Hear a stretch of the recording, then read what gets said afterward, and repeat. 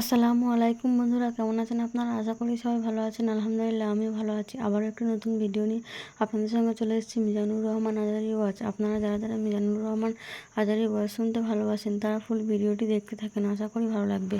বিষ্ণু বললেন 104টা আসমানি কিতাবের মধ্যে তাওরাতের মধ্যেও এত দামি সূরা নাই, ইনজিলের মধ্যেও এত দামি সূরা নাই, জাবুরের মধ্যেও এত দামি সূরা নাই, সুহুফে ইব্রাহিম ও মুসার মধ্যেও এত দামি সূরা নাই।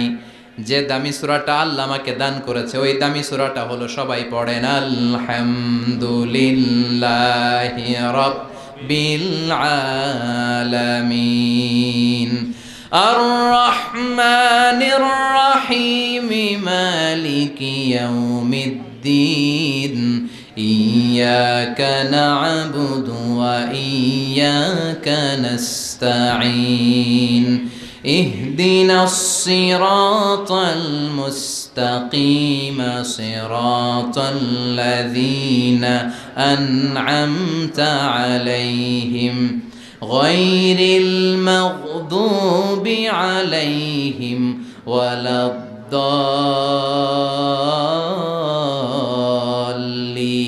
চিল্লায় পড়েন আমিন। এই সূরাটা এত দামি সূরা, এই সূরার মতো সূরা কোনো আসমানি কিতাবের মধ্যে আল্লাহ নাজিল করে।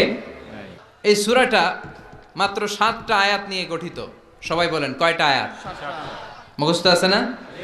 মাত্র 7টা আয়াত। এই সূরাটা অনেকটা অভিনন্দন পত্রের মতো, ওয়েলকামিং লেটার। কি লেটার? ওয়েলকামিং লেটার, মানপত্র, অভিনন্দন পত্রের মতো। অনেক সময় আমাদের এলাকায় এমপি মন্ত্রীরা আসে না প্রধান অতিথি হয়ে, তখন আমরা মানপত্র দেই, অভিনন্দন পত্র দেই, ঠিক কিনা? অভিনন্দন পত্রে কমসে কম 3টা অংশ থাকতে হয়। চিৎকার করে বলেন কয়টা? 3টা। প্রথমে থাকতে হয় প্রশংসা। কথা কন। প্রথমে আমরা তার প্রশংসা করি, আপনি সুমহান অতিথি, আপনার মতো মানুষ পৃথিবীতে দ্বিতীয়টা নাই, আপনার চরিত্র ফুলের চেয়েও পবিত্র। আছে না নাই? প্রথমে আমরা তার প্রশংসা করি, উই প্রেইজ হিম, আমরা তার প্রশংসা করি। দ্বিতীয় পর্বে আমরা নিজেদের পরিচয় দেই।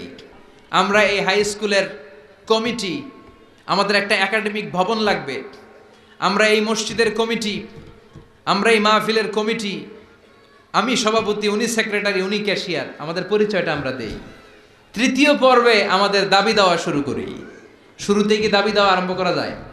এটা দাও, ওইটা দাও, দিতে হবে, না দিলে মানি না, মানবো না। প্রথমে যদি বলেন মানি না, মানবো না, খবর আছে না নাই?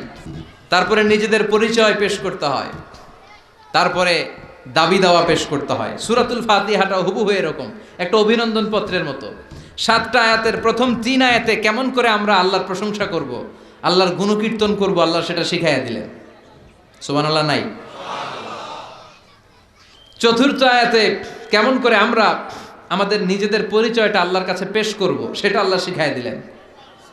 এরপরে আমাদের দাবি দেওয়া আল্লাহর কাছে আমরা কেমন করে পেশ করব, ওইটাও আল্লাহ শিখাইয়া দিলেন। তাহলে প্রথম 3টা আয়াতে আল্লাহ তাআলার প্রশংসা কেমন করে করতে হয় আল্লাহ শিখালেন। চতুর্থ আয়াতে কেমন করে আমাদের পরিচয়টুকুন আল্লাহর কাছে পেশ করব, আল্লাহ সেটাও শিখাইয়ে দিলেন। শেষের 3টা আয়াতে কি দাবি দেওয়া আমাদের পেশ করা দরকার, আমাদের চেয়ে ভালো জানে কে? কেউ যেটা জানে না, জানে কে? আমরা আমাদেরকে যত ভালোবাসি, আমাদেরকে আমাদের চাইতেও বেশি ভালোবাসে কে? সুবহানাল্লাহ। বাড়িতে গিয়ে কইন, আপনি আপনারে যত ভালোবাসেন আল্লাহ তাআলা আপনার চাইতেও আপনারে বেশি ভালোবাসে। আল্লাহু আকবার। প্রথম 3 আয়াতে প্রশংসা বাণী, চতুর্থ আয়াতে নিজেদের পরিচয়, পঞ্চম, ষষ্ঠ এবং সপ্তম আয়াতে কেমন করে দাবি দাওয়া পেশ করব সব শিখায়া দিলেন কে? এই সূরাতুল ফাতিহা এটা কিন্তু আল্লাহর সাথে আমাদের কনভারসেশন বুঝেন তো, কথোপকথন, ডায়ালগ। আমরা তো গড়গড় করে পড়ে শুধু সামনে আগাই, আসলে পড়াটা এমন নয়। সূরাতুল ফাতিহা যখন পড়ি, এই 7টা আয়াত পড়ার সাথে সাথে আল্লাহ তাআলা আমাদের সাথে কথা বলেন। আমরা যখন বলি আলহামদুলিল্লাহি রাব্বিল আলামিন, তখন আল্লাহ আমাদের সাথে কথা বলেন। আমরা যখন বলি আর রহমানির রহিম, তখনও তিনি কথা বলেন। তার মানে প্রতিটা বাক্যের উত্তর আল্লাহর পক্ষ থেকে আছে না নাই? আমরা যখন পড়ি আলহামদুলিল্লাহি রাব্বিল আলামিন, আল্লাহ ফেরেশতাদের ডেকে বলে হামিদানি আব্দি, নজর করে দেখ আমার বান্দা আমার প্রশংসা শুরু করে দিয়েছে। আল্লাহু আকবার। তোদেরকে বলেছিলাম ইন্নী জাইলুন ফিল আরদি খলিফা, আমি দুনিয়ার বুকে মানুষ বানাবো। তোরা বলেছিলি মানুষ বানিয়ে লাভ নাই, আমরাই তো ভালো, আমরাই তো ভালো। কেন আপনি মানুষ বানাবেন? মানুষ দুনিয়াতে মারামারি করবে, কাটাকাটি করবে, রক্তপাত করবে, কিলাকিলি করবে, হরতাল দিবে। হরতাল আছে না নাই? কিলাকিলি আছে না নাই? গদিলে টানাটানি আছে না নাই? মানুষ তো রক্তপাত করবে। আল্লাহ মানুষ কেন, আমরাই তো ভালো। আল্লাহ বলেছিলেন ইন্নী আ'লামু মা লা তা'লামুন, আমি যেটা জানি তোরা সেটা জানিস না। চিৎকার করে বলেন ঠিক কিনা? তো ফেরেশতাদেরকে দেখানোর জন্য আল্লাহ বলবেন হামিদানি আব্দি, দেখ তোরা মানুষ বানাতে নিষেধ করেছিলি, নজর করে দেখ আমার বান্দা আমার প্রশংসা গাওয়া শুরু করে দিয়েছে। এরপর আমরা যখন বলি আর রহমানির রাহিম, আপনি দয়ালু, আপনি মেহেরবান, আল্লাহ বলে নজর করে দেখ আসনা আলাইয়া আবদি, আমার বান্দা আমার গুণকীর্তন করা শুরু করেছে। আমরা যখন পড়ি মালিক ইয়াউমিদ্দিন, আল্লাহ সাথে সাথে বলে দেয় মাজ্জাদানি আবদি, আমার বান্দা আমার মর্যাদার বর্ণনা দিয়েছে। সুবহানাল্লাহ।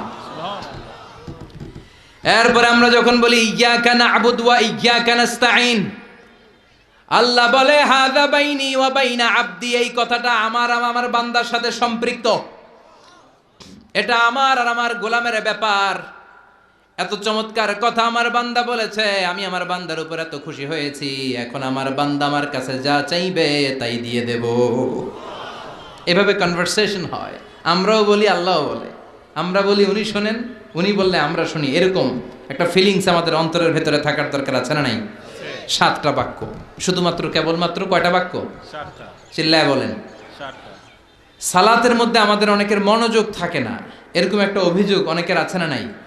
যে হুজুর অনেক চেষ্টা করে মনটারে ধরে রাখতে পারে না, মন একবার এদিকে যায় আরেকবার ওদিকে যায়, একবার ডানে একটা বায়ে। মনকে আরবিতে বলে কলব। চিল্লায় বলেন মনকে আরবিতে কি বলে? কলব শব্দের অর্থ হচ্ছে নাড়াচাড়া করে, যেটা পরিবর্তন হয়। পৃথিবীতে সবচাইতে নাড়াচাড়া করে যে জিনিসটা এদিকে দিকে ছোটে, ওটা হচ্ছে মন। ওটা কি? পাগল মোহন, মোহন রে মন কেন এত কথা বলে। কত কথা কয় এই মন, কত দিকে যায় এই মন। এখন আমার মন আছে এখানে, একটু পরে ছুটছে ঢাকা, এরপরে সৌদি, এরপরে আমেরিকা। পাসপোর্ট ভিসা কিছু লাগছে? কথা কন। এটা খুব দ্রুত ছুটে চলে যেতে পারে, এজন্য এটাকে ধরে রাখতে হয়। নামাজের মধ্যে যদি মনটারে ধরে রাখতে হয়, কি কি পড়তেছেন অর্থ জানার দরকার আছে না নাই? আসুন আজকের এই তাফসির মাহফিলে অন্তত প্রতিদিন সূরাতুল ফাতিহার মধ্যে যে 7টা আয়াত আমরা পড়ি, এগুলোর অর্থ জেনে যাই, কি বলে আল্লাহর প্রশংসা করি, জানার দরকার আছে না নাই? আসুন মনোযোগ দিয়ে একটু শিখার চেষ্টা করি। প্রথম আয়াতে আল্লাহ বলছেন আলহামদুলিল্লাহি রাব্বিল আলামিন, সকল প্রশংসা বহুমাত্রিক জগতের প্রতিপালক আল্লাহ তাআলার জন্য। সুবহানাল্লাহ পড়েন। আর রহমানির রাহিম, দয়াময় মেহেরবান প্রভু হে। মালিক ইয়াউমিদ্দিন, তিনি প্রতিফল দিবসের মালিক। ইয়্যাকা না'বুদ ওয়া ইয়্যাকা নাস্তাঈন, আমরা শুধুই আপনার ইবাদত করি, আমরা শুধুই আপনার কাছে সাহায্য চাই। ইহদিনাস সিরাতাল মুস্তাকিম, প্রভু হে আপনি সহজ সঠিক সহজ সরল পথের দিশা দেন। সিরাতাল্লাযীনা আন'আমতা আলাইহিম, তাদের পথ যে পথে আপনার রহম বরকত অবারিত।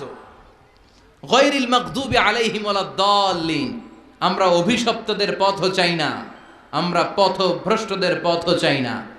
আমিন। চিৎকার করে পড়েন আমিন।